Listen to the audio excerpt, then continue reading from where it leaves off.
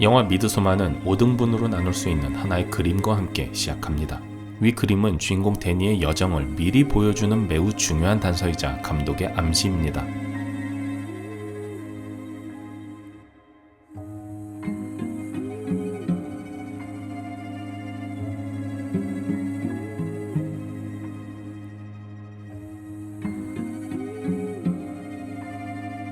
첫 번째 챕터는 뉴욕에서 거주하는 데니의 겨울에 관한 챕터입니다. 데니와 부모님 그리고 여동생 테리를 상징하는 3명이 탯줄로 연결되어 있습니다. 이들의 유대는 태어났을 때부터 정해진 혈연적 필연이죠. 그런데 해골이 그러한 탯줄을 칼로 자르고 있죠. 죽음이 데니와 가족의 혈연적 필연을 단절시킨 것을 상징합니다.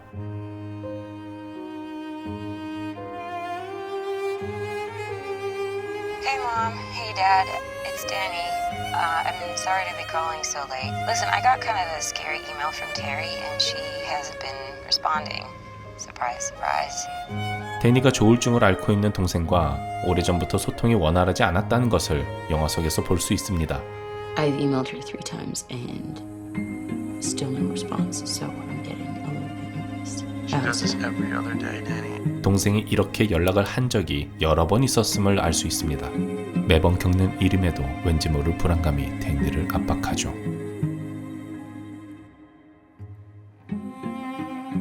그리고 이러한 불안은 견디기 힘든 차디찬 현실이 됩니다.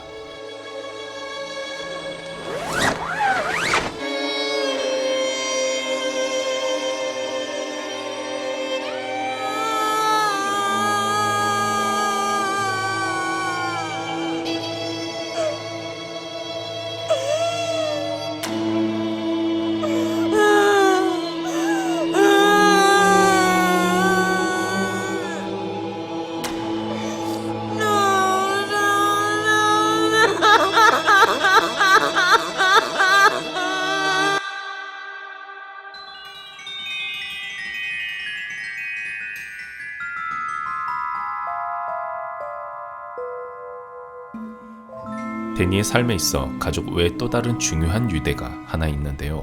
바로 남자친구 크리스티안과의 유대입니다. 태어날 때부터 자동으로 따라오며 맺어진 혈연적 필연과 달리 연인 관계는 데니가 태어난 이후 스스로 선택한 관계적 인연이라고 볼 수 있습니다. 데니가 맺은 관계적 인연 중에서 가장 가깝고 깊다고 볼 수 있습니다. 그렇기에 가족을 잃고 슬픔에 잠긴 데니가 가장 필요로 하는 관계이죠. 그림을 살펴보면 울고 있는 데니의 등을 쓰다듬어주며 위로하고 있는 크리스티안의 모습을 볼 수 있습니다. 좀 더 면밀하게 살펴보면 크리스티안이 자신의 등 뒤로 검지와 중지를 교차하고 있는 모습을 볼 수 있습니다. 서양 문화권에서 거짓된 행동을 할 때 보이는 행동이기도 하죠. 그리고 이 모든 모습을 펠레가 나무 위에서 지켜보며 기록하고 있습니다. 영화 초반 데니는 극도의 불안 증세를 보이며 크리스티안에게 전화를 거는데요. 크리스티안은 크게 바쁘지 않음에도 불구하고 데니에게 영혼 없는 위로만 건넬 뿐 진정으로 걱정하고 있지 않습니다. What are you up to? Just smoke some resin with Mark. Now we're getting pizza. Ah, nice. How's the sister situation? I'm sure it's fine. You said that this email seemed different. Yeah, right, but is it though, really? 속빈 강정처럼 거칠에 불과하는 말들이 오고 갈 뿐입니다. 크리스티안의 마음이 조금씩 행동으로 드러날 때 데니는 조심스럽게 깊은 대화를 하기 위해 진심을 슬쩍 꺼내봅니다. Imagine if you were at a party and someone said, "Hey, what are you doing for summer?" And then my friend said, "Oh, we're going to China for 3 months and we're leaving 2 weeks." I told you I wanted to go to Sweden. No, you said it would be cool to go. Yeah, and then I got the opportunity and I decided Look, I to don't do mind it. you going. I just wish you would have told me. That's all. I really think we should just leave. No. 하지만 크리스티안은 그런 대화가 나올 때마다 화를 내면서 회피하거나 진심이 아닌 말들로 그 상황을 모면하죠. I was gonna ask you if you wanted to come with me. 대화가 싸운 채로 종료되면 자신이 기댈 수 있는 이 유일한 유대가 끊어질까 걱정하는 데니는 항상 먼저 사과하는 약자의 위치에 서게 됩니다. Please, I overreacted. I'm sorry. 크리스티안의 진심 어린 소통과 관심을 갈구하며 말이죠. 그렇기에 점점 더 데니는 외로워져 갑니다. 그리고 불안한 상태의 그녀에게 펠라가 아주 천천히 다가와 스웨덴의 마을 호르가에 대해 이야기합니다. 데니와 크리스티안 그리고 친구들은 펠레를 따라 스웨덴으로 떠납니다. 처음 밟는 북유럽의 땅, 모든 것이 낯선 미지의 마을 호르가에서 그들이 마주하는 건 무엇일까요?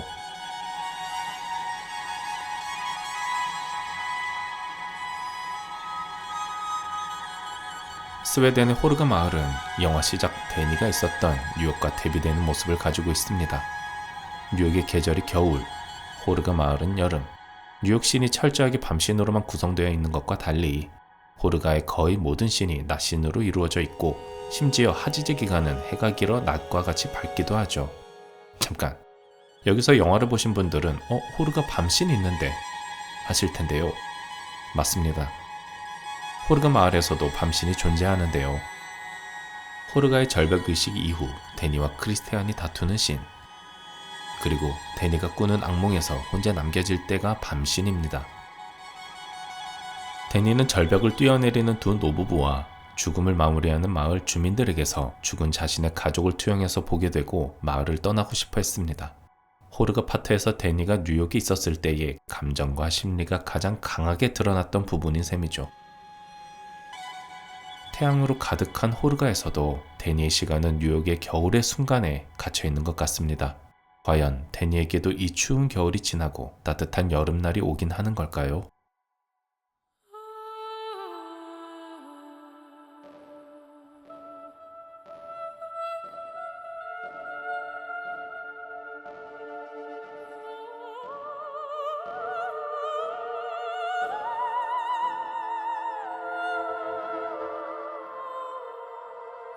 데니가 추운 겨울을 벗어나기 위해 필요한 것은 크게 두 가지로 볼 수 있습니다.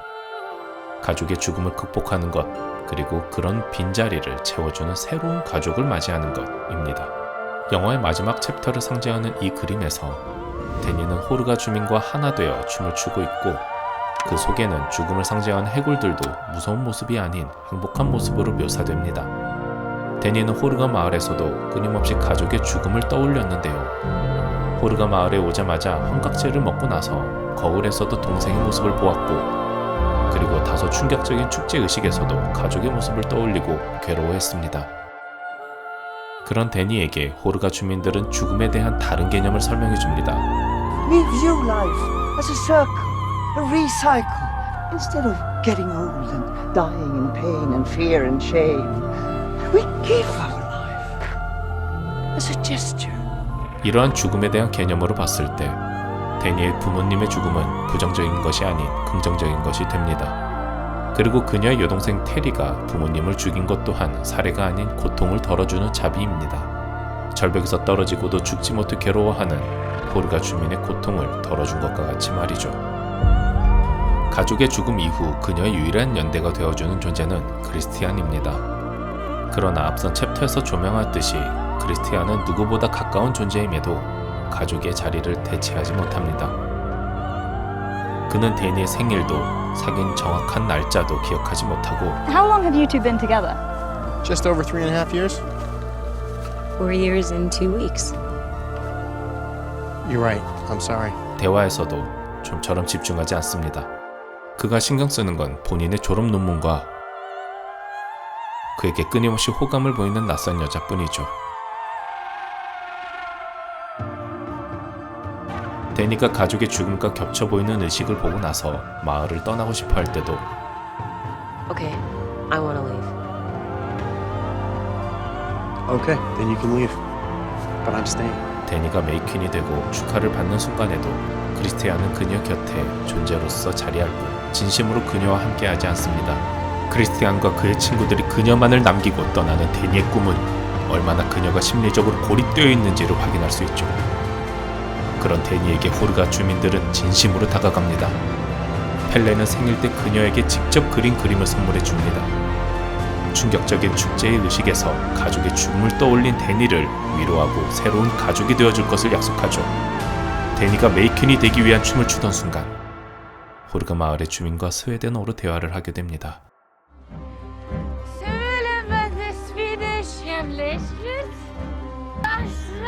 Släpp! Släpp henne mamma! Släpp honom! 점차 자신도 모르게 호르가의 일원이 되어가고 있었죠. 그럼에도 여전히 데니는 크리스티안에 대한 미련이 남아 있습니다.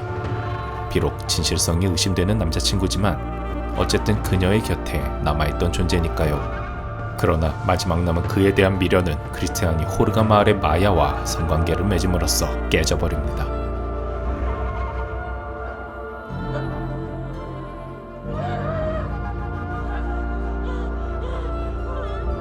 크리스티안의 바람을 목격한 순간 데니는 영화 초반에 가족이 죽었던 것과 같은 슬픔을 느끼고 통곡합니다.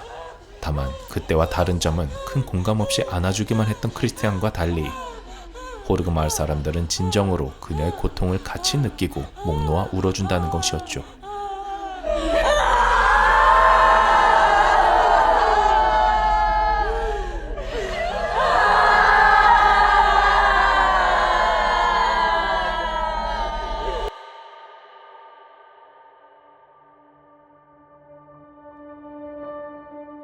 하지 축제는 어느덧 끝이 다가와 데미를 장식할 마지막 9명의 제물을 바치는 의식만을 남기고 있습니다.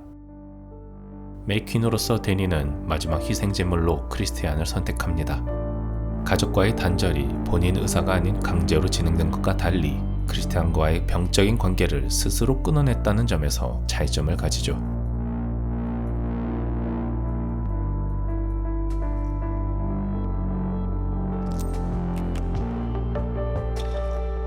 집이 불타오르고 안에 있던 한 재물이 고통의 소리를 지르자 모든 마을 사람들이 그의 고통을 함께 느끼는 듯 비명을 지르기 시작합니다. 그 순간 데니만은 다른 감정을 보입니다. 통곡하고 울면서 집 앞을 거닐다가 모두 하나같이 거짓이 아닌 진심으로 동화된 마을 사람들을 봅니다. 생명이 소멸되고 새 생명으로 순환된다고 믿는 호르가 마을의 믿음처럼 데니는 그 순간 다시 태어났습니다. 급하게 밀린 숙제처럼 준비된 그녀의 생일 케이크 초가 불이 잘 안 붙던 것과 달리 성전이 활활 타오릅니다. 마치 그녀의 새로운 탄생을 축하하는 것 같이 말이죠. 어느새 무언가로부터 해방된 듯 통쾌한 웃음을 지어 보이는 데니.